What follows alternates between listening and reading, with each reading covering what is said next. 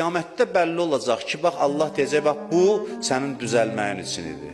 Keçdin yanından. Növbəti hadisə çıxartdın, keçdin yanından. Hey onda bunda günah axtarın. Gördün filan kəsi, gördün onu, gördün bunu.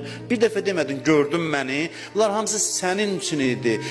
Qalmışdın elə xarici aləmdə itib batmışdın. Bu hadisələrin içinlə əlaqəsini niyə kəşf eləmədin? Mən hey çalışdım sənə mesajlar göndərəm, sən gözü qulağı tutdun, ötdün, getdin, heç bilmədin niyə yaşayırsan. Bu hadisələrin mənası nə idi?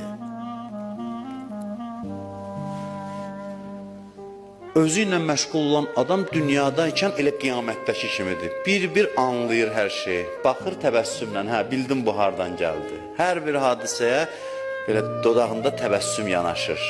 Hikmətamiz təbəssüm. Yəni başa düşdüm, bəli, aydındır. Hər bir şeydir, aydındır. Başa düşdüm, nə üçün bunu edirsən? İnsan özü ilə məşğul olanda baxıb görəcək ki, həyat sən demə təkamül proqramıymış. Sən demə başdan ayağa buymuş. Belə yanaşan da məsələ. Amma biz elə yanaşmırıq. Biz elə bilirik ki, biz haradasa Allah var.